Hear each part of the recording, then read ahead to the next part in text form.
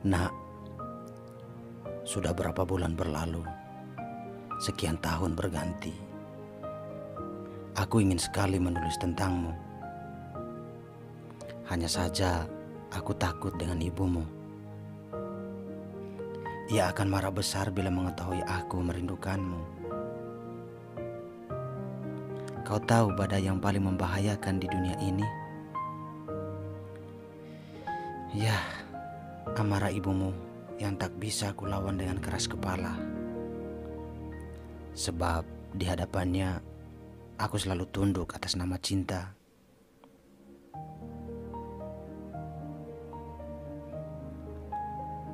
Pagi ini aku tidak mendengar ayam berkokok. Di kota Jakarta, ayam kampung hanya sering aku jumpai di warung-warung makan. Belum ada satupun yang hinggap di pohon-pohon samping rumah yang membangunkan warga saat fajar menyingsing. Selain aku merindukan suasana itu di kampung halamanku, aku membayangkan satu hal. Kau tertidur pulas di samping ibumu. Aku berbaring tenang di sampingmu. Bergerak sedikit, kau terbangun. Aku membayangkan rewelmu yang minta ampun bila tidur tak sampai bangun, namun dibangunkan karena tubuhku yang bolak-balik memelukmu sambil membelai rambut ibumu. Tubuhku di ibu kota, tetapi perasaan dan pikiran padamu dan ibumu. Seringkali demikian bila doa-doa yang kudaraskan tidak tepat waktu ini malah membangkitkan sendu atas nama rindu. Saat-saat seperti ini ingin sekali aku pulang, menemuimu diam-diam, melihatmu dari balik pagar tembok rumah suami baru dari ibumu.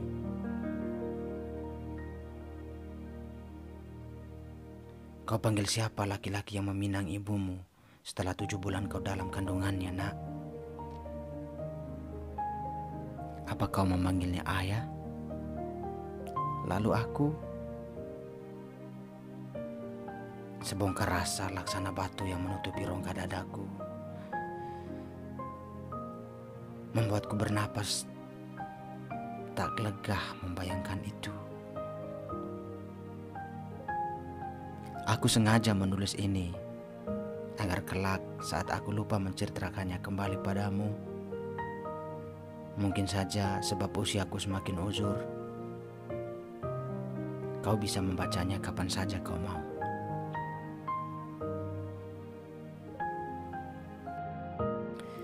Empat tahun lebih menjalin asmara dengan ibumu. Kau tidak tahu, nak, bagaimana aku ditolak dan dihina oleh kedua orang tuanya. Mereka yang sekarang kau panggil opa dan oma.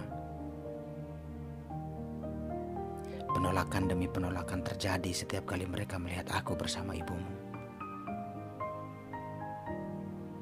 Kata mereka, harta adalah bagian terpenting untuk menciptakan rumah tangga yang sakinah, mawaddah, warahmah. Aku sadar aku tak bergelimang harta. Aku hanya bergelimang haha.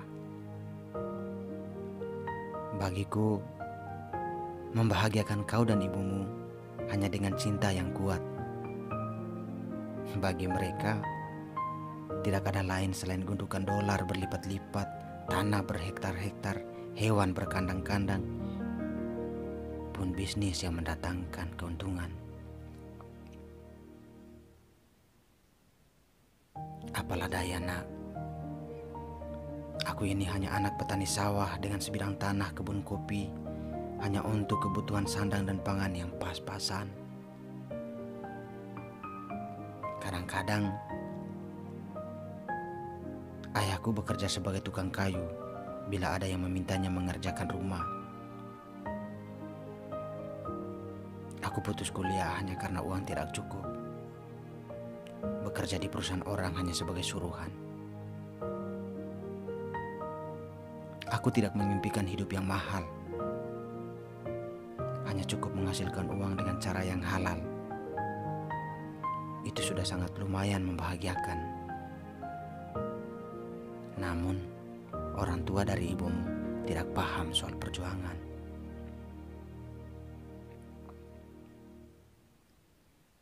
Tanyakan pada ibumu bila kau sudah dewasa. Apakah ada satu manusia di dunia ini yang terlahir dengan harta dan kemewahan? Apakah ada yang meninggal dengan membawa pulang semua yang dia dapat selama hidupnya? Aku sendiri belum pernah menemukan itu.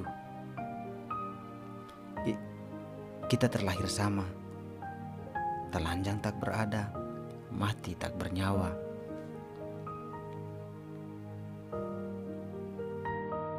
Sambil menatap kekosongan di hadapanku, aku mengingat kembali bagaimana aku dan ibumu membuat kesepakatan untuk tetap menikah, walau tak ada restu dari kedua orang tuanya. Tibalah suatu malam yang penuh dosa. Kami bertukar peran. Sesekali aku berdoa di atas tubuhnya, dan dia mengucapkan amin lewat desahan-desahannya. Sesekali dia bersujud di selangkanganku.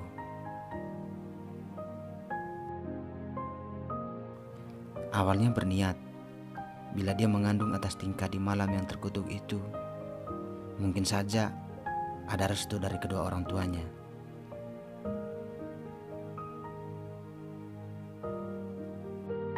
Begitulah cinta di masa muda ayahmu ini, nak.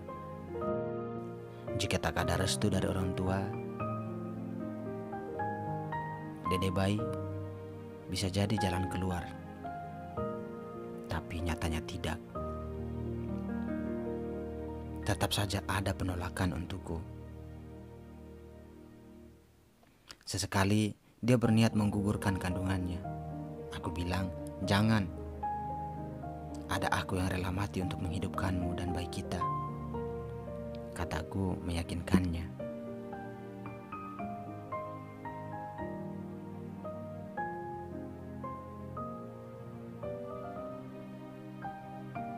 Setiap pergantian bulan,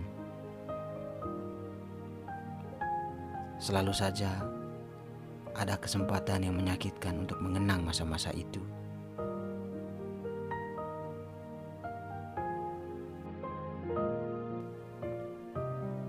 Terdengar kabar ada seorang duda yang baru beberapa bulan ditinggal istrinya meninggalkan dia dan kedua anaknya menghadap orang tua ibumu. Kata mereka, bayi yang dalam kandungan ibumu itu adalah bayi lelaki itu. Aku pikir itu hanya kabar burung semata. Ternyata benar-benar kabar buruk yang membuatku diam 1000 kata. Lelaki itu mungkin saja yang sekarang kau memanggilnya ayah. Entah sampai kapan kau akan tahu siapa aku. Tetap saja akan kutulis tentang kita. Kau, aku, dan ibumu. Pada saat-saat mata tidak kantuk, pada saat-saat merindukanmu yang membuatku selalu terjaga. Dan satu hal yang perlu kau ketahui, sampai saat ini aku masih bersyukur saat ibumu mengikuti apa yang kubilang kala ia berniat menggugurkan kandungannya. Beruntung hati kecilnya masih mendengar apa yang kukatakan. Hingga suatu saat nanti aku bisa melihatmu bermain bersama teman-temanmu.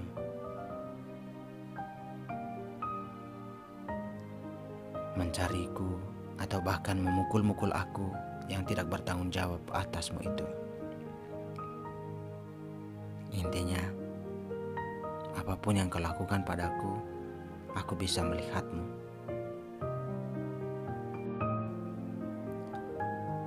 dianggap berlari jauh menghilang dari tanggung jawab atas nyawa seorang perempuan dan seorang bayi laki-laki yang tak berdosa.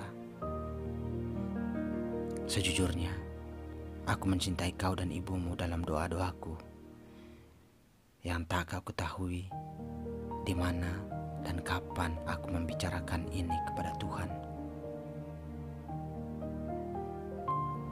Anakku, tidak semua perempuan bisa membesarkan seorang anak tanpa ayah kandungnya. Tapi ibumu kuat, nak. Dia melewati tantangan-tantangan berat itu dengan hati kokoh yang dahsyat. Tak peduli pada cemoohan tetangga, tak peduli pada buli-bulian, ia tetap membesarkanmu dengan cinta.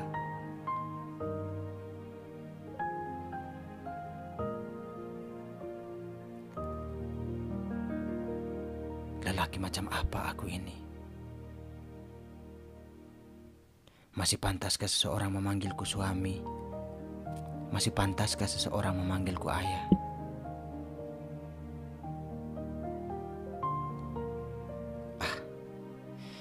Baik-baik selalu di sana, nak.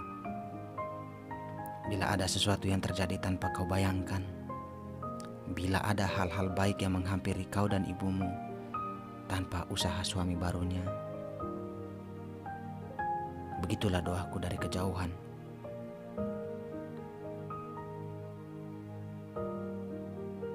Tentang menghapus dosa-dosaku, tentang kedamaian kau dan ibumu.